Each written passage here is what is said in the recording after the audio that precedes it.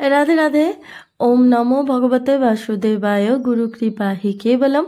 শ্রী শ্রী গুরুদেবের শ্রী শ্রী রাধারানীর শ্রীচরণের কৃপায় আজ শ্রীমদ্ ভগবদ গীতা সাধক সঞ্জীবনী পূজ্য শ্রী স্বামী রাম সুখদাসজির লেখা আজ তৃতীয় অধ্যায়ের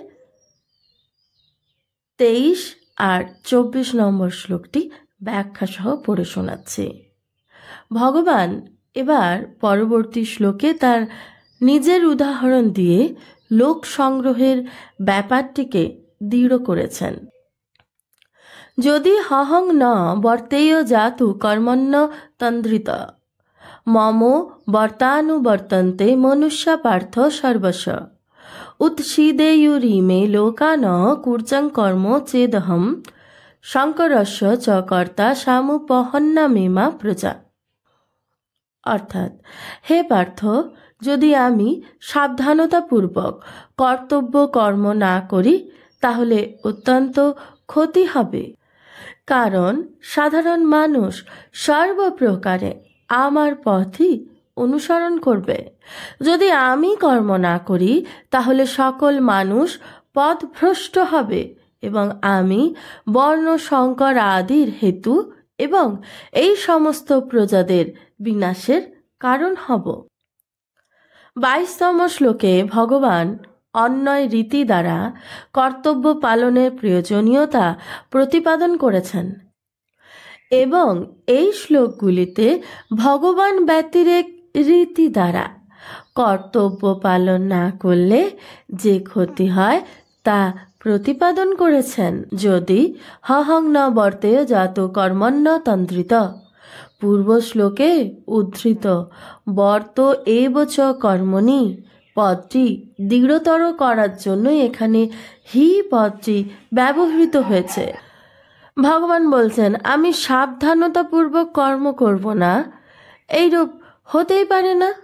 কিন্তু যদি এমন মনে করো যে আমি কর্ম না করি, সেই অর্থে ভগবান এখানে যদি জাতু পদটি ব্যবহার করেছেন।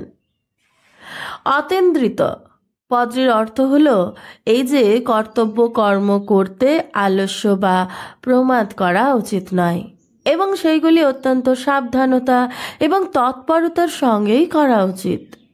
সাবধানতাপূর্বক কর্তব্য কর্ম না করলে মানুষ আলস্য ও প্রমাদের বশবর্তী হয়ে নিজ অমূল্য জীবন নষ্ট করে।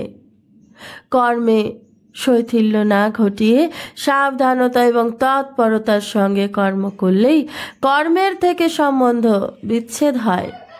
যেমন গাছের শক্ত ডাল শীঘ্রই ভেঙে যায়, কিন্তু যেটি অর্ধভগ্ন অবস্থায় ঝুলে থাকে সেই শিথিল ডাল শীঘ্র ভাঙে না। তেমনি সাবধানতা এবং তৎপরতাপূর্বক কর্ম করলে কর্মের সঙ্গে সম্পর্ক ছিন্ন হয়, কিন্তু আলস্য প্রমাদ সহকারে শৈথিল্যপূর্বক কর্ম করলে কর্মের সঙ্গে সম্পর্ক ছেদ হয় না। সেই জন্য 19তম শ্লোকে ভগবান সমাচার এবং এই শ্লোকে অতেন্দ্রিত পদের প্রয়োগ করেছেন। যদি কোনো কর্মের কথা বারংবার স্মরণে আসে তবে বুঝতে হবে যে কর্মটি করায় কোনো ত্রুটি, কামনা, আসক্তি, অপূর্ণতা, আলস্য, প্রমাদ বা উপেক্ষা ইত্যাদি ছিল, যার জন্য ওই কর্ম হতে সম্বন্ধচ্ছেদ হয়নি। সম্বন্ধচ্ছেদ না হওয়াতেই ওই পূর্বকৃত কর্মটি বারংবার স্মরণে আসে। মম বর্তানুবর্তন্তে মনুষ্য পার্থ সর্বস্ব। এই পদটির দ্বারা ভগবান বলছেন যে আমার পথ অনুসরণকারীগণই বাস্তবিক মনুষ্য নামের উপযুক্ত। যারা আমার আদর্শ না মেনে আলস্য প্রমাদবশত কর্তব্য কর্ম না করে, শুধুমাত্র অধিকার আকাঙ্ক্ষা করে, তারা আকৃতিগতভাবে মানুষ হলেও প্রকৃতপক্ষে মানুষ নামের অযোগ্য। এই অধ্যায়ের 21তম শ্লোকে ভগবান বলছেন যে শ্রেষ্ঠ ব্যক্তির আচরণ এবং উদাহরণই সকল মানুষের অনুসরণ করে থাকে। এই শ্লোকে ভগবান বলেছেন যে মানুষ সর্বপ্রকার তার পথ অনুসরণ করে। এর অর্থ এই যে শ্রেষ্ঠ ব্যক্তি একটি মাত্র লোককেই বা মনুষ্য লোকে আদর্শ পুরুষ হয়ে থাকেন, কিন্তু ভগবান তিনটি লোকেরই আদর্শ পুরুষ। জগৎ সংসারে মানুষ কিভাবে থাকা উচিত তা জানাবার জন্যই ভগবান মনুষ্য লোকে অবতরণ করেন। জগৎ সংসারে নিজের জন্য থাকা উচিত নয়, এই হচ্ছে সংসারে থাকার বিদ্যা। প্রকৃতপক্ষে এই জগৎ সংসার হচ্ছে একটি বিদ্যালয়, যেখানে আমাদের কামনা, মমতা, স্বার্থ ইত্যাদি পরিত্যাগ করে অপরের হিতের জন্য কর্ম করা শিখতে হয় এবং সেই অনুযায়ী কর্ম করে নিজ উদ্ধার সাধন করতে হয়।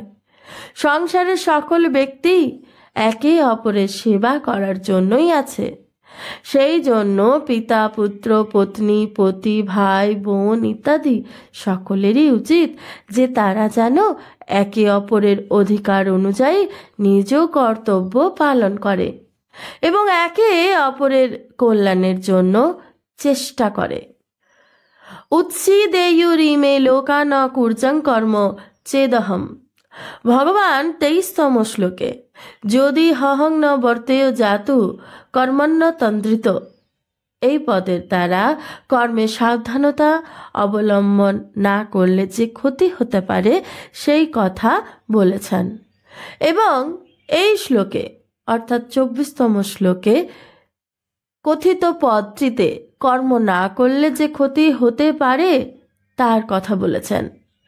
যদি এইরূপ হতেই পারে না যে আমি কর্তব্য পালন করছি না, তবুও যদি এইরূপ মনে করা হয়, সেই দৃষ্টিতে ভগবান এখানে চেত পদটির প্রয়োগ করেছেন। এই পদটির তাৎপর্য এই যে মানুষের কর্ম না করাতেও আসক্তি হওয়া উচিত নয়। মাতে সঙ্গহস্ত কর্মণি।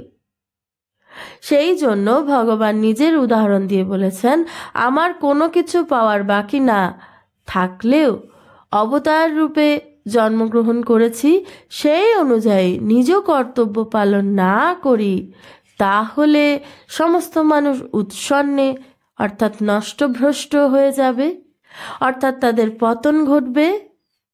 কারণ কর্তব্য ত্যাগ করলে মানুষের মধ্যে তামসিক ভাব উৎপন্ন হয়, যাতে তার অধোগতি হয়। অধোগতি গচ্ছতি তামসা। ত্রিলোকে ভগবানই একমাত্র আদর্শ পুরুষ এবং সমস্ত প্রাণী তাকে অনুসরণ করে। সেই জন্য ভগবান যদি কর্তব্য পালন না করেন তাহলে ত্রিলোকে কেউই নিজ কর্তব্য পালন করবে না। নিজ কর্তব্য পালন না করলে তাদের স্বতই পতন ঘটবে। শঙ্করস্য চ কর্তা সামুপহন্নামিমা প্রজা। আমি যদি কর্তব্য পালন না করি তাহলে সমস্ত লোক উৎসন্নে যাবে, আমি তাদের ধ্বংস হওয়ার কারণ হব, যা কখনো সম্ভব নয়।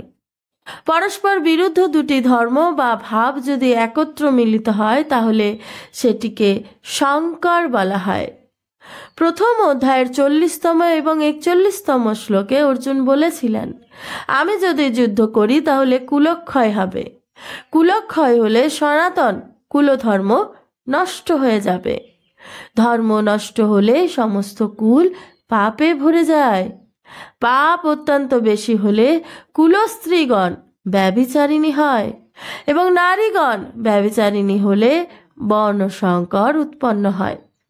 এখানে অর্জুনের মনোভাব ছিল যে যুদ্ধ করলে বর্ণসংকর উৎপন্ন হবে, কিন্তু এখানে ভগবান অন্য কথা বলছেন। তিনি বলছেন যে যুদ্ধরূপ কর্তব্য না করলে বর্ণসংকরতার উৎপত্তি হয়। এতে ভগবান তার নিজের উদাহরণ দিয়ে বলেছেন, যদি আমি কর্তব্য কর্ম না করি তাহলে কর্ম, ধর্ম, উপাসনা, বর্ণ, আশ্রম আদি প্রভৃতি সব কিছুতে স্বাভাবিকভাবে সংকরতা এসে যায়। অর্থাৎ কর্তব্য কর্ম না করলে সংকরতার উৎপত্তি হয়। সেই জন্য এখানে ভগবান অর্জুনকে বলছেন যে তুমি যুদ্ধরূপ কর্তব্য কর্ম না করলে বর্ণ সংকর উৎপত্তি কারক বলে গণ্য হবে। ভগবান অর্জুনকে এই কথার ইঙ্গিত দিয়েছেন যে এখন এই অবতার রূপ তুমিও এবং আমিও স্বীকার করে নিয়েছি যে তুমি রথী হবে আর আমি সারথি হব। তাহলে দেখো, ক্ষত্রিয় হয়েও আজ আমি তোমার সারথি হয়ে নিজ কর্তব্য সাবধানতা এবং তৎপরতার সঙ্গে পালন করছি। আমার এই কর্তব্য পালনের প্রভাবও ত্রিলোকে পড়বে, কারণ আমি হচ্ছি এই ত্রিলোকের আদর্শ ব্যক্তি। সকল প্রাণী আমারই পথ অনুসরণ করে।